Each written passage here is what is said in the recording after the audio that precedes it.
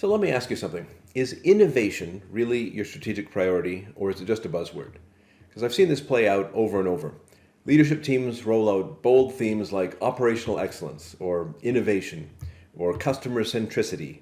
And these all look great on slide decks and they sound strong in town halls, but when you look at what the teams are actually doing, it's pretty much a gong show. So let me dig into this a little bit here. We'll expand upon what this means and what to do about it.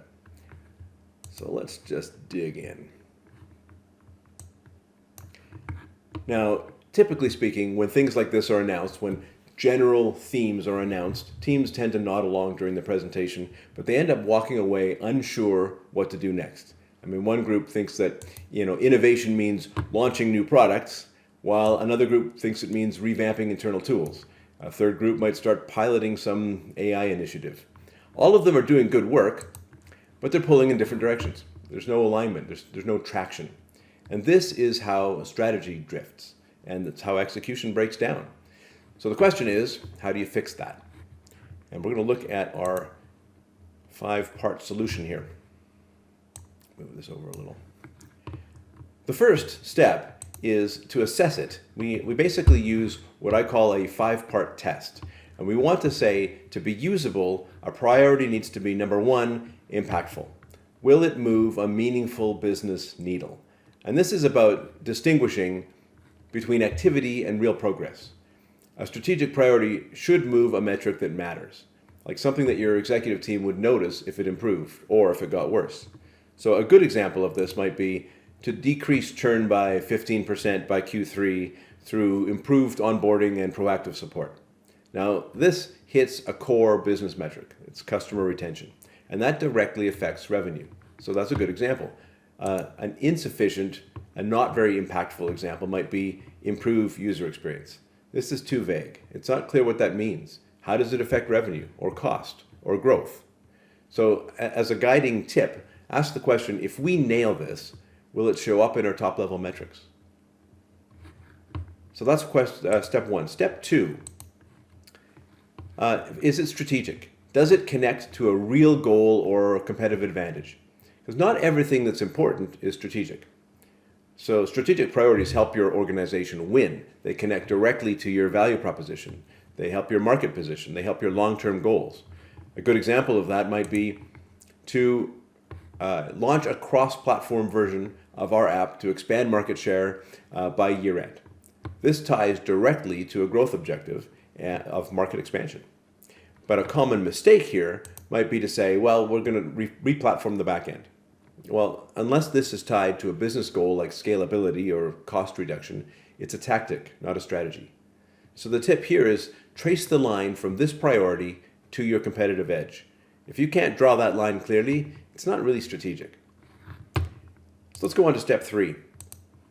Step 3 is to apply the filter for it being focused. Is it narrow enough to guide trade-offs and decisions? Because if your priority is so broad that it could mean 10 different things, it's not going to help the team's focus. A focused priority helps people say no to distractions and decide between options. So a good example might be, let's cut the average support ticket resolution time from 24 hours to 6 by automating tier 1 issues. See, that zeroes in on a very specific outcome and method.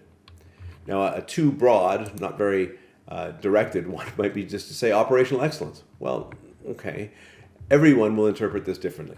One team might cut costs, another might invest in new systems. If your priority could support dozens of conflicting initiatives, you need to tighten it. Now, step 4, assess it for being time-bound. Does it commit to a specific result by a specific time? Because deadlines drive focus. Without a time box, your priorities become someday goals. They don't generate urgency or clarity. So a good example of this might be achieve 99.9% uptime for our cloud service by the end of Q2 through redundancy improvements. Now, that's a clear time frame and target. But a not very well time-oriented goal might be improve system reliability. Okay, again, without a timeline, you can't really hold anyone accountable. So add a by when to every priority and treat it like a sprint goal for the organization. And now we get to number 5. It needs to be actionable. Could a team leader start planning work against this next week? This is maybe the most overlooked filter. If a priority can't be translated into backlog items, then planning stalls. Teams get stuck asking, so what do we actually do? Now, a good example might be generate 200 qualified leads from our new mid-market product by October. Now, a team can immediately begin scoping marketing campaigns, sales enablement, onboarding flows, but a not very actionable one might just simply be more innovative. Cool, but how? And with what resources? And in which area? So you need to ask the question, could someone break this down into a backlog right now? If not, it needs work. Now let's look at the outcome here. If you want to really lock this in, start by rewriting vague themes into measurable, time-boxed commitments. Assign an executive sponsor and then share it clearly and consistently across the organization. This is not flashy, but it is what makes strategy usable and execution predictable. Now, if you want to go deeper, check out the free Survive and Thrive guide in the video description. It expands on this and walks you through the 7 practical moves that will help your team deliver on time without burning out. You can grab it below. Hope it helps.